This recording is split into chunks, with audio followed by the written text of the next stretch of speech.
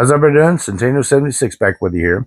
And I'm showing you the rear Yukon hardcore differential cover, the fluids and the bolts and everything that I have to go back into the 1993.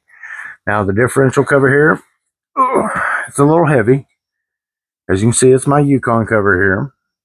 Now the great feature on this, it has a fill plug and a drain plug. And pretty darn thick. That's why I went with one of these. A lot thicker, a lot harder to bust than a stock one. If y'all don't know the company, it's Yukon Gear and Axle. Check them out. Good company. Now this is the bag that my bolts came in. I'm going to keep this bag so that I can put the bolts and stuff in that came out of the truck so that I can save them for a later date. Obviously, I wrote all the information on the back of the bag, what they are and what they came out of. And put that out of the way. Now, these are the new bolts and washers that they give you to put back in. Obviously, they use an Allen wrench here to take them in and out.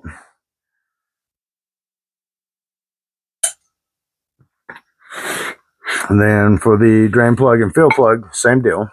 A bigger Allen wrench that loosens and tightens those. So the only two tools I'll need to put this back in are these two tools. Put my cover back here. And then past that, I myself am going with a synthetic ASE 75W90 gear oil from Lucas. I like Lucas fluids.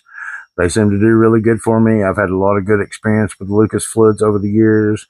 Everything from their injector cleaners, fuel cleaners, additives for your oil, differential fluids, everything. I've had really good, results with a lot of my Lucas stuff. So that's why I keep going with my Lucas.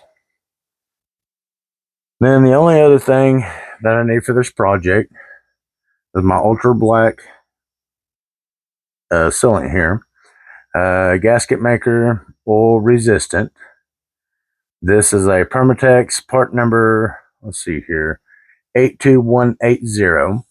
This is what I used on my 98 when I did the same cover set up on it.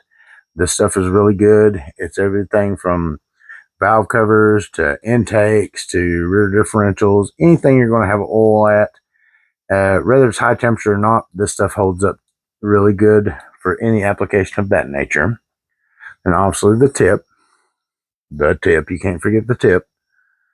Now for people that don't know, people that do know, cool. If you don't, cool. This is going to teach you something.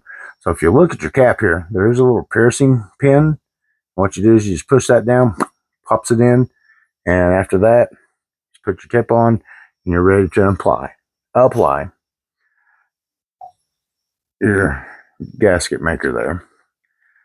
But anyways, this is where we're at. I've still got to get out there to the 93, do a little cleanup around the surface on the rear differential, clean up where some of the old fluid and stuff is, and in other words, prep my surfaces. Then when I get ready after that, I won't bore you with a video of me prepping and cleaning everything. Most people, I'm pretty sure, are intelligent enough to prep and clean their own stuff well enough. Just as long as you get the fluids off so that everything, adheres and bonds to like it should, you should be okay. But anyways, until then, and we will get you some video of me doing the install on this on the rear differential and let you see how that goes. But until then, like, subscribe, comment, follow, and share. And y'all have a wonderful day. Centeno76 out.